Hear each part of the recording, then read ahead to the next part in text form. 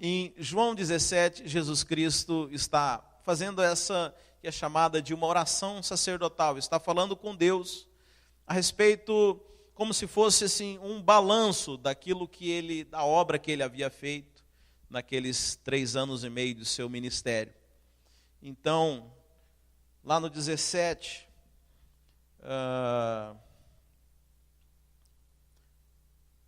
podemos olhar no 17, a partir do 1, diz o seguinte: depois de dizer isso, Jesus olhou para o céu e orou: Pai, chegou a hora, glorifica o teu Filho, para que o teu Filho te glorifique, pois lhe deste autoridade sobre toda a humanidade, para que conceda a vida eterna a todos os que lhe deste. Esta é a vida eterna, que te conheçam, o único Deus verdadeiro, e a Jesus Cristo a quem enviaste. Eu te glorifiquei na terra, completando a obra que me deste para fazer.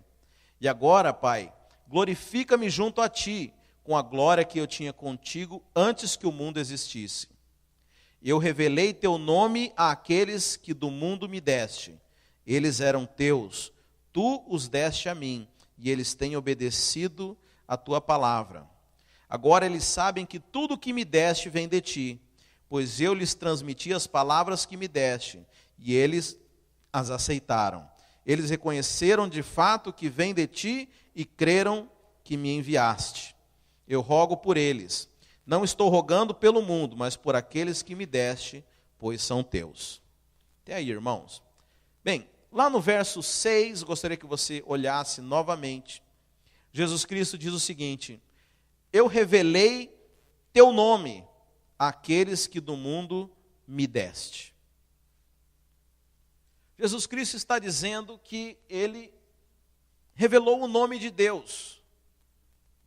Você sabe, o nome de Deus, aliás, biblicamente, o nome tem um sentido muito, muito especial. Para que você entenda, na cultura onde eles viviam, na cultura hebraica, cultura judaica, o nome era praticamente um traço de personalidade da pessoa.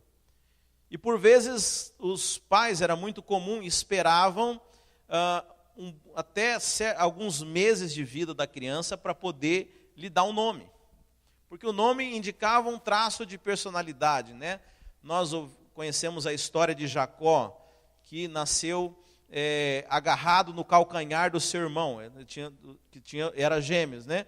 E nasceu agarrado no calcanhar do seu irmão, e ganhou o nome de Jacó, porque significa alguém que é usurpador, alguém que tenta tomar o lugar do outro. E você conhece a história. Deus depois foi lá e muda o nome, falou: você já não é mais Jacó, agora você é Israel, você é príncipe de Deus. Sabe, Deus, quando queria mudar a identidade de alguma pessoa, ele mudava o nome. Abrão foi mudado quando fez uma aliança com Deus para Abraão, pai de multidões. Então, o nome, ele diz muito a respeito das coisas. Então, quando Jesus fala que veio revelar o nome de Deus, a Bíblia fala que Jesus veio revelar a Deus. Mas é interessante que no Velho Testamento você vai encontrar, se não me engano, mais de 60 nomes de Deus. A começar no Velho Testamento, em Gênesis 1, que diz, né, que no princípio criou Deus os céus e a terra, né? Ali você vê o nome El Shaddai, o Deus Todo-Poderoso. É a primeira menção de nome. Mas você encontra também o nome que Deus se revela a Abraão, que é Yahvé. Você encontra o nome que Deus se revela a Moisés, que é o grande Eu Sou, o grande El Shaddai. E muitos outros nomes na Bíblia, né? Jeová Nissi, Jeová Rafá, que mais? Os irmãos me ajudem aí, de nomes. Jeová Jireh, Deus provedor. Jeová Rafá é Deus que cura. Jeová Nissi, Deus é a nossa bandeira. Que mais? Qual? Enfim, são pelo menos 60 nomes que Deus tem na Bíblia. Então, alguém que, naquele contexto ali dos discípulos de Jesus, eles já conheciam muitos nomes. Mas no verso 6, a Bíblia fala que Jesus veio revelar o nome de Deus. Então, qual será o nome que aquelas pessoas não conheciam? Sabe, você pode olhar em todo o Velho Testamento, mas nunca Deus havia sido chamado de Pai. Jesus veio revelar uma perspectiva diferente a respeito de Deus. Deus, ele era conhecido de diversas formas: o Deus da guerra, o Deus todo-poderoso, o Deus que faz todas as coisas, mas jamais havia sido passado pela mente de alguém que Deus poderia ser chamado de Pai. Sabe o que não é difícil de entender? Você sabe, o judeu, ele tinha uma relação com Deus muito parecida com a maneira como nós vemos muitos deuses no dia de hoje. O judeu, ele tinha uma relação de amor, porque era um mandamento, amarás ao teu Deus, mas tinha também uma relação de grande medo com o Senhor. Havia a tenda onde habitava o Senhor no Velho Testamento, e você sabe, o sacerdote, somente uma pessoa poderia entrar no Santo dos Santos, e se esse sacerdote não fosse aprovado pelo Senhor, ele seria morto, ele seria fulminado imediatamente. Sabe, essa não é a característica de um Deus muito bonzinho. Essa não é a característica de um Deus dos mais tranquilos, né? Pelo contrário, parece um Deus muito perigoso. Todo ano, você sabe, até hoje o judeu comemora o dia do Yom Kippur, que é o dia do perdão. E uma vez por ano, todos os judeus precisavam se reunir à congregação diante do tabernáculo, diante da tenda da aliança, e oferecer sacrifícios ao Senhor pelos pecados. E se o Senhor aceitasse aquele sacrifício, aquele povo seria abençoado por um ano todo. Agora você imagina uma criança criada dentro desse contexto, é algo meio complicado. Uzá mesmo, quando tocou na arca, foi morto, foi fulminado. Isso não me parece um Deus muito aproximável, não parece que a gente não tem muito approach com esse Deus.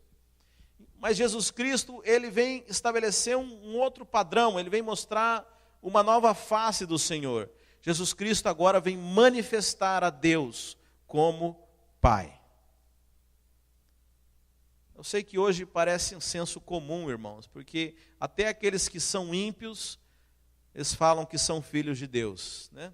Quando você vai evangelizar alguém, geralmente essa pessoa, às vezes até fica brava com você, fala, mas eu também sou filho de Deus. Você acha que é só você que é bonzão? Só você que é filho de Deus? Não, eu também sou filho de Deus. Mas a Bíblia fala que somente aqueles que creram em Jesus Cristo, Deus lhes deu o poder de serem feitos filhos de Deus. Então não são todos que são filhos de Deus. Na verdade, a humanidade inteira, ela foi criada assim por Deus. Então podemos dizer que todos são criaturas de Deus. Mas só há uma espécie na terra, que são os filhos de Deus, aqueles que creram em Jesus Cristo.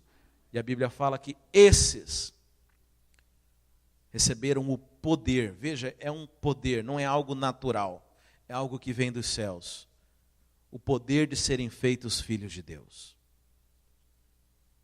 E como eu ministrava agora há pouco aqui, a Bíblia fala que Deus deu aos seus filhos, Deus faz dos seus ministros labaredas de fogo. Porque Deus, a Bíblia fala que Ele é fogo consumidor. E Ele pega da sua natureza e coloca em você. E hoje você tem a mesma natureza do Senhor. Porque se não fosse assim, você não conseguiria se aproximar de Deus.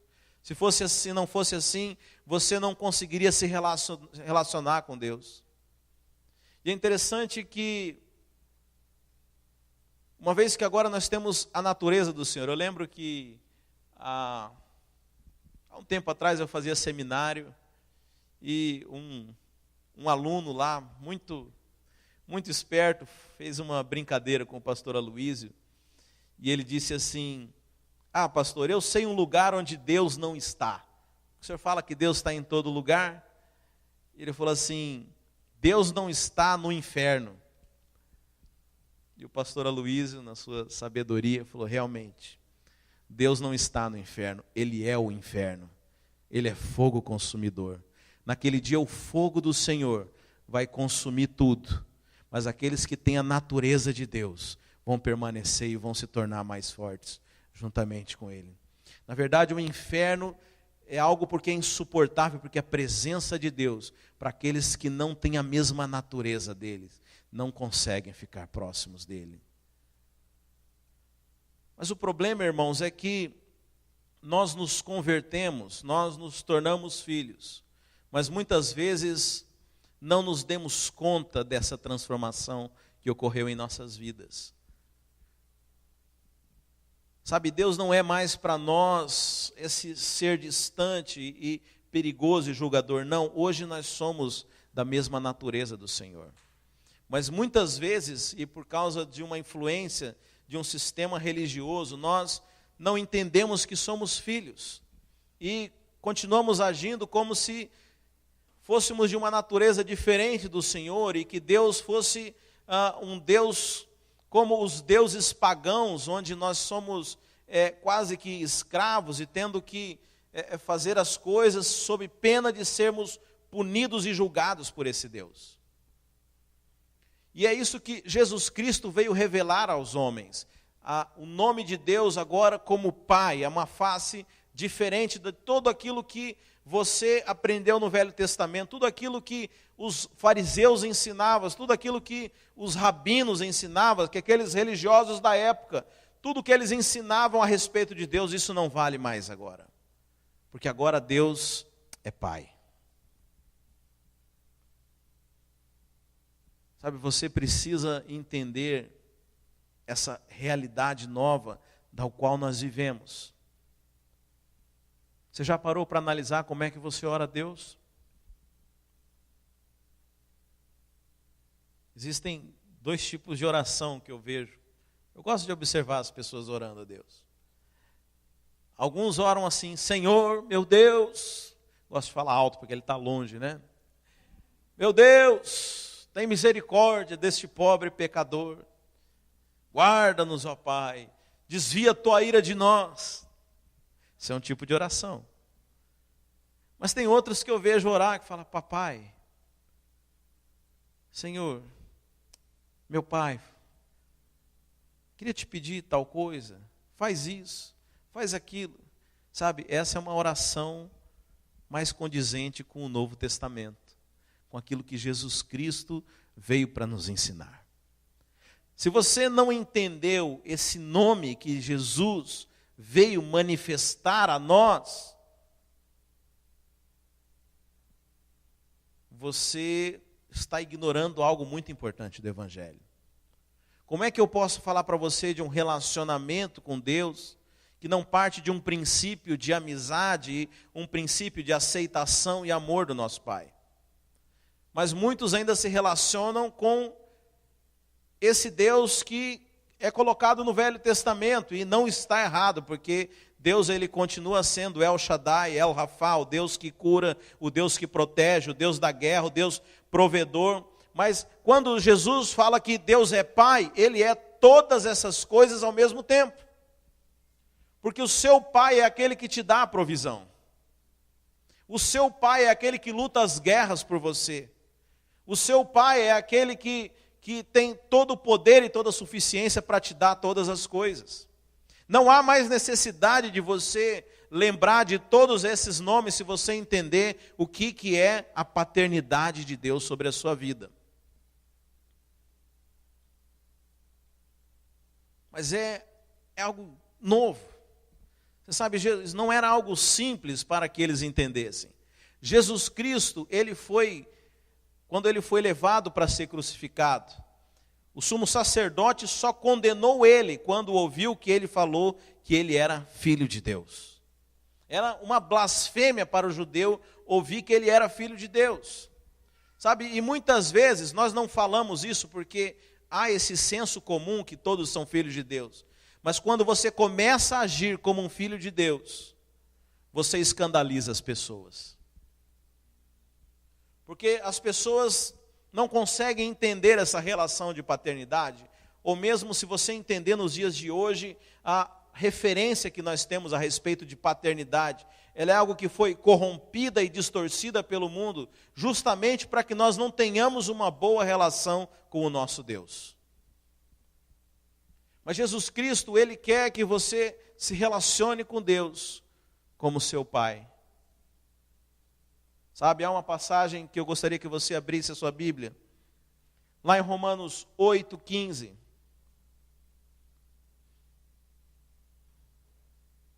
Que o apóstolo Paulo, ele escreve o seguinte, Romanos 8, verso 15. Pois vocês não receberam um espírito que os escravize para novamente temerem. Veja, existem muitos crentes que vivem debaixo do temor.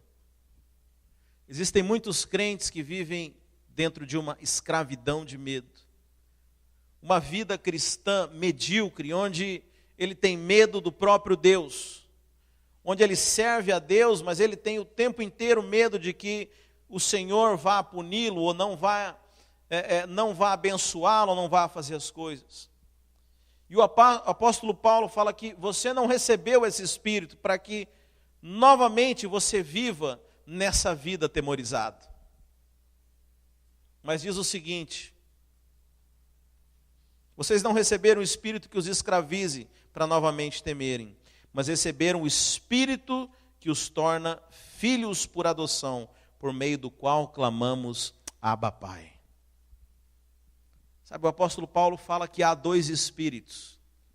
Um espírito de temor e escravidão e um espírito de filiação.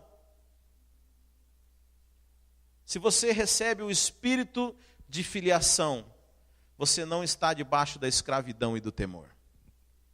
Sabe, uma boa indicador para saber se você tem o espírito de filiação é saber se você vive debaixo da escravidão do temor. Você sabe, porque filhos não temem o pai. Filhos não estão esperando uma relação de troca com o pai. Filhos não estão procurando merecer o amor do pai. Filhos simplesmente desfrutam do que o pai tem a oferecer. Sabe, talvez esse aspecto tão importante da vida cristã é o que nos falta ter revelação. Jesus Cristo veio manifestar justamente isso. É interessante que ele, na sua oração, voltando agora lá em João 17, no verso 6, podia deixar a ventilação ligada do ar, pode ser? Que aqui esquenta muito.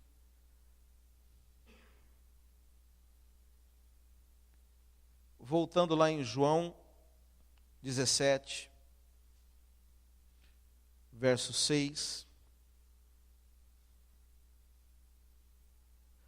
Jesus diz: eu revelei teu nome àqueles que do mundo me deste, eram teus, tu deste a mim, e eles têm obedecido a tua palavra.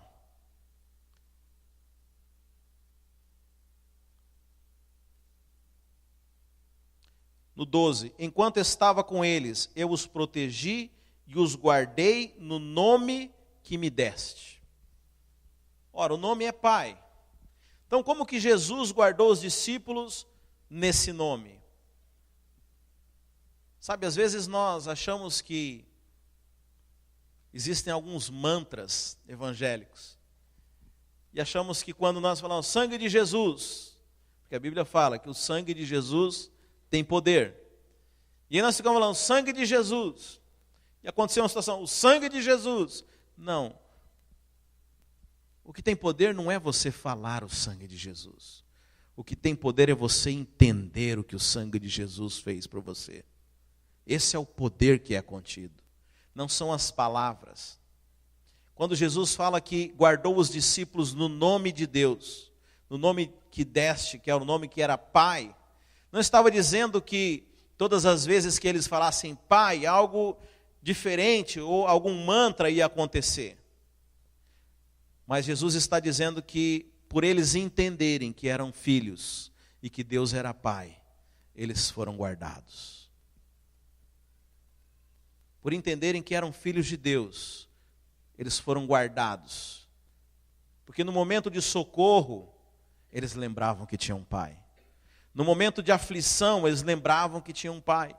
No momento de necessidade, eles sabiam que tinham um pai. No momento de perseguição, eles sabiam que tinham o Pai. E por isso Jesus ensina a orar, Pai Nosso. Sabe, você entender o espírito de filiação é algo de extrema importância para que você possa desfrutar da vida cristã. Se você não entendeu isso, o apóstolo Paulo, não são minhas essas palavras, diz que você ainda vive debaixo de um espírito de escravidão e temor. Você ainda se relaciona com aquele Deus que é um Deus punitivo do Velho Testamento, mas Jesus Cristo veio estabelecer uma nova ordem, veio estabelecer uma nova relação, e Deus o colocou uma missão muito específica, que era manifestar a característica de Pai. Hoje, por causa de Jesus Cristo, nós podemos ser filhos de Deus. Mas quais as consequências disso, irmãos? Quais as consequências? Primeiro, se você entender que você é filho, você não necessita ficar tentando receber o amor de Deus. Sabe, nós temos um problema entre os crentes de hoje. Estão tentando receber algo de Deus. Estão tentando merecer algo de Deus. Estão tentando obter algo de Deus, quando na verdade tudo já é deles. Simplesmente não tem fé para acessar as coisas que Deus já os deu como filhos. Porque filhos têm direito à herança. Filhos têm direito às riquezas. Filhos gozam das mesmas coisas que o pai tem. Eu me lembro de um pastor conhecido que estava lá no Brasil com o seu filho, e ele havia comprado uma caminhonete nova, e aquele filho, vendo o carro novo, andando com ele, falou: olha, pai, quando eu crescer, será que eu vou poder ter uma caminhonete como essa, um carro como esse? E o pai falou: filho, esse carro já é seu, mas você ainda não tem maturidade para dirigir. Sabe quantas vezes aquilo que nós queremos só depende de nós mesmos, de amadurecermos e podermos acessar as coisas que já são nossas. Mas é interessante como nós pensamos que, e por não entender que Deus é o nosso Pai, que Ele está resistindo a nós, e nós precisamos de algumas coisas, precisamos viver bem, precisamos de saúde, precisamos de provisão financeira, precisamos de qualidade de vida, e ficamos guerreando com Deus, como se Ele não quisesse dar isso para a gente. E ficamos duvidando da bondade de Deus. E ficamos achando que o Senhor é alguém ruim, e que talvez, se eu fizer o negócio muito certo, Ele pode me dar uma chance um dia. E aí, às vezes, mal informada, a pessoa vai lá e começa a orar e guerrear com o próprio Deus, e começa a fazer um jejum, que não é um jejum, para mim é uma greve de fome. Porque enquanto você não der o que eu quero, eu vou ficar aqui passando fome. E a sua relação com Deus se transforma no que eu chamo de evangelho esquizofrênico. Traduz isso agora. Ah, tá legal. Bem-vindos ao evangelho esquizofrênico. Porque hoje Deus me ama, mas o dia que eu faço algo errado, Deus não me ama. Bem me quer, mal me quer. Bem me quer, mal me quer. Bem me quer, mal me quer. Tem crente que vive assim. Vocês estão rindo? Mas 90% das igrejas brasileiras pregam que se perde a salvação.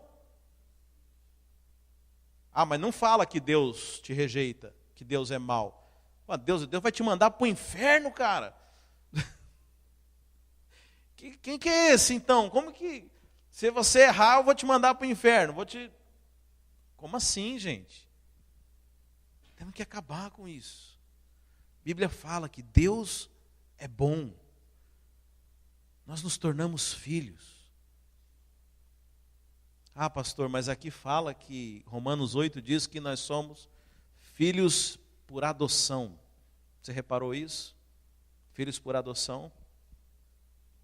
Alguns se incomodam com esse termo. Eu não me incomodo, porque assim como ainda hoje é no sistema jurídico nosso, você sabe, eu era advogado no Brasil, eu posso falar um pouco a respeito disso. Lá existem algumas poucas exceções legais em que você pode deserdar um filho. Você pode, como se fosse, rejeitar um filho. Por uma desonra, por uma tentativa de matar os próprios pais, por uma falsa acusação, você pode deserdar um filho. Mas não existe a opção para você desadotar uma criança. Aquele que é adotado não pode jamais ser rejeitado. Parte do princípio de que o seu filho natural você não o conhecia e aí você, não teria, você poderia rejeitá-lo. Mas o seu filho adotivo você escolheu tê-lo. Você jamais pode desadotar. Sabe, Jesus Cristo fala que nós fomos recebidos por adoção. Sabe? E nós jamais seremos rejeitados por Deus. Porque Deus já te conhecia, quando ainda assim Ele te escolheu e te fez filho dEle. Ah, pastor, mas eu tenho tantos defeitos. Olha, eu pequei hoje. Deus já sabia. Ah, mas eu fiz algo tão feio. Mesmo assim, Deus te conhecia, Deus te escolheu, Deus sabia.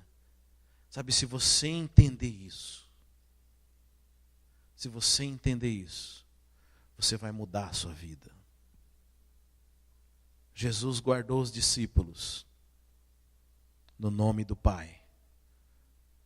A partir do momento que eles entenderam que eram filhos, eles passaram a desfrutar de uma provisão que só os filhos têm. Sabe, Jesus Cristo deixou isso escrito na Bíblia, para que você pudesse desfrutar como filho de Deus. Sabe, filhos não ficam tentando merecer o amor do Pai. Quantas vezes nós fazemos coisas e achamos que impressionamos a Deus. Eu vejo meu filho é muito pequeno, mas eu vejo alguns pais, onde os filhos fazem desenhos e alguns rabiscos, né? E os pais ocupados, e eles chegam às vezes com aqueles rabiscos lá, né? E o pai ainda fala, bonitinho, bonitinho, nem olha, só bate assim, fala, que beleza esse desenho e tal, e nem dá muita importância. Mas quando esse mesmo filho, dali a alguns minutos, cai, se machuca e simplesmente grita pelo pai, naquele mesmo momento, o pai para tudo que está fazendo e vai lá atendê-lo. Eu quero dizer que, às vezes, ao que você faz para Deus, pode não ter muita importância. Às vezes a gente acha que tocar bem um instrumento impressiona a Deus. Ou você agir de tal forma, ou você ter uma retórica, ou você ser alguém de destaque entre nós, pode impressionar a Deus. Não é isso que impressiona. Mas eu tenho certeza que o momento que você clamar pelo Pai, Ele vai estar lá. Porque Ele é Pai. Sabe, você foi escolhido para ser filho. Sabe, a sua relação com Deus precisa ser uma relação de filiação. Você recebeu um espírito de filiação. Interessante que lá em Romanos 8 fala que quando nós recebemos esse espírito, nós clamamos Abba, Pai. Abba é um termo que não foi traduzido para o grego, sabe? Essa Bíblia que nós temos hoje, ela é traduzida do grego, mas esse termo foi mantido no hebraico, porque significa paizinho. Fala de uma relação de intimidade. Deus não é apenas um pai distante ou um pai ausente, mas Deus é o nosso paizinho. Sabe, você ter entendimento disso vai mudar a sua realidade. Sabe, como filho, nós jamais seremos rejeitados pelo Pai. Como filhos, nós não precisamos merecer o favor do nosso Pai. Sabe, muitas pessoas tornam a vida cristã apenas em ficar buscando merecer o favor de Deus. Sabe, nós não precisamos disso. Nós só precisamos entender e receber. Simplesmente receber. Sabe, quem é filho, tudo que é do Pai é dele. Quantas vezes nós estamos pedindo por coisas que são nossas? Quantas vezes nós estamos ainda insistindo por coisas que já nos foram dadas, mas nos falta o entendimento de que nós somos filhos. Sabe, como filhos, nós somos amados por Deus. Sabe, às vezes nós achamos que a nossa relação com Deus é baseada naquilo que nós fazemos. Mas a nossa relação é baseada naquilo que nós somos. E para que Deus pudesse se relacionar conosco por aquilo que nós somos, porque nós de nós mesmos também não conseguiríamos. A Bíblia fala que Deus nos deu o dom da justiça. Sabe, não são os seus atos, é você que importa para Deus. Não são as suas atitudes, é você, é a sua natureza. Sabe, não importa o que o meu filho fizer, ele continua sendo meu filho. Ainda que eu precise discipliná-lo. E a Bíblia fala que o pai que ama disciplina o seu filho, mas jamais rejeitado.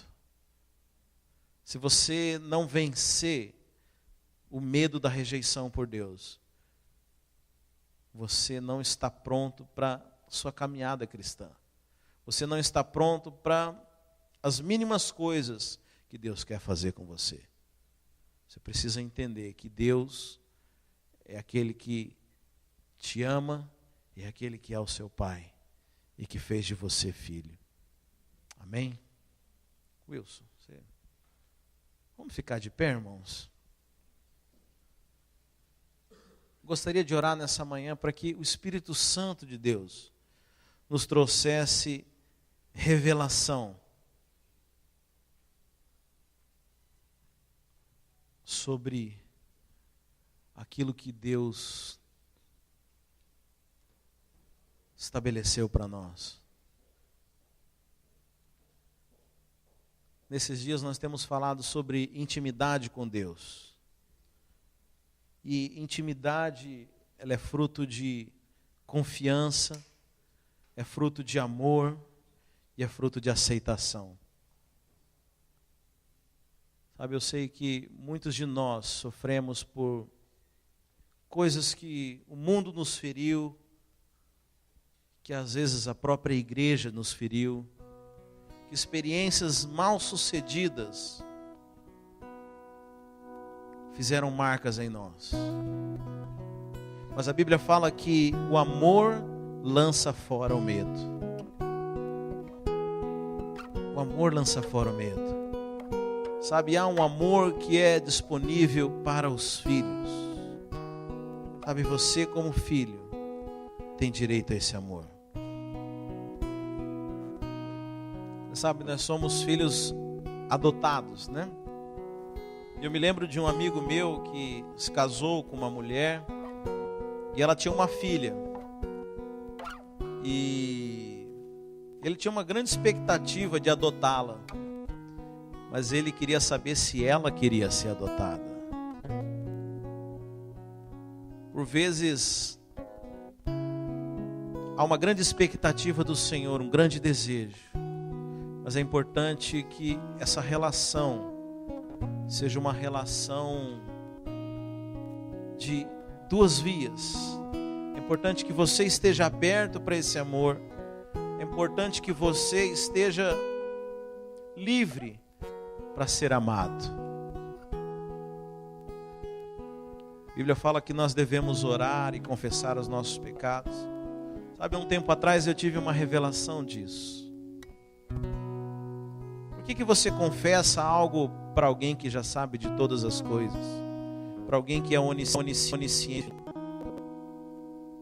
Mas quando Deus manda você orar e falar com Ele, é porque Ele tem algo para dizer para você. Quando Deus manda você confessar algo, é porque Ele tem uma palavra de consolo para você. O Espírito Santo, Ele é um consolador. Ele é alguém que vem trazer palavras doces, palavras de consolo. Sabe quantas vezes eu ouvi o ensino errado e que o Espírito Santo, ele vem te acusar. O Espírito Santo está me constrangendo por causa do pecado. Não, o Espírito Santo não faz isso, ele é um consolador.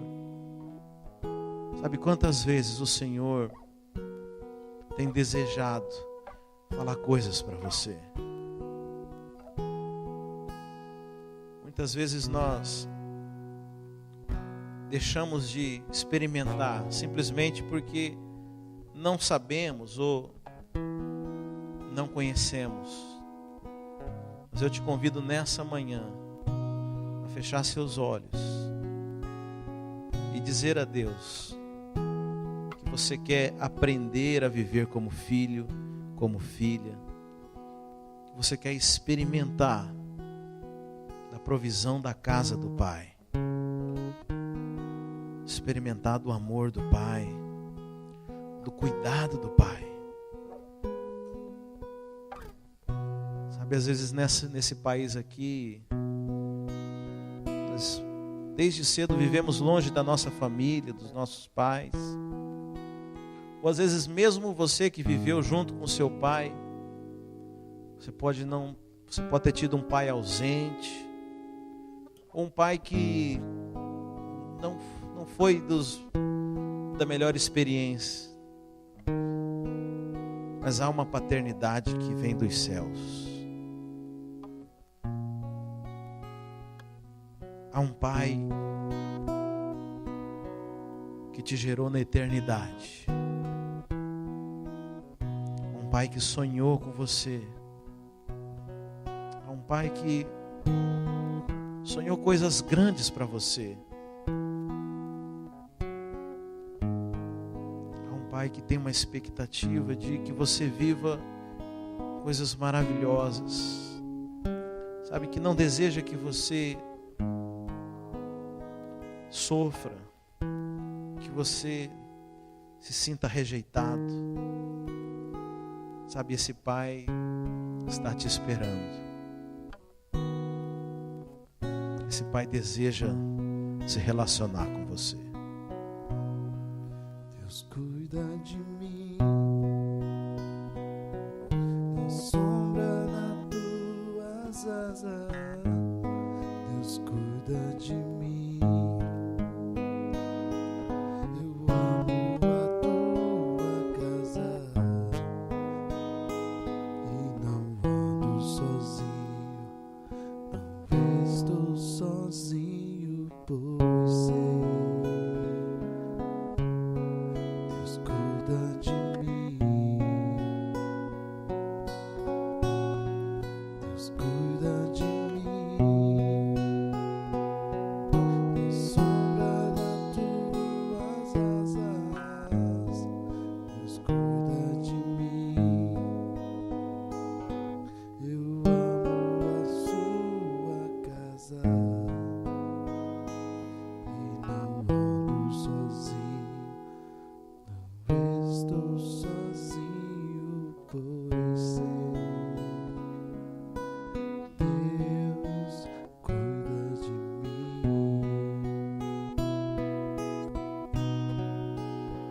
Aleluia. Jesus fala lá em João 17 que a vida eterna é essa, que conheçam a Ti, Senhor. A vida eterna é conhecer a Deus,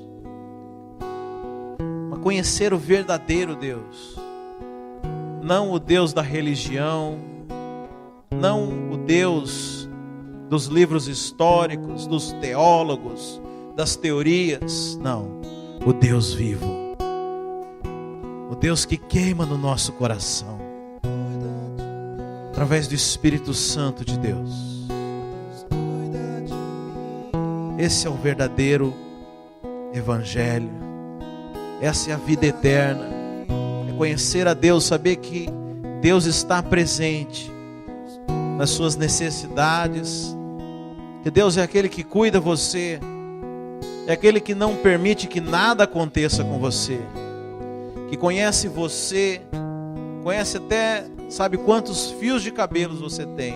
Esse é o Deus que nós servimos, esse é o nosso Pai. Amém, meus irmãos? Glorifique o nome de Deus.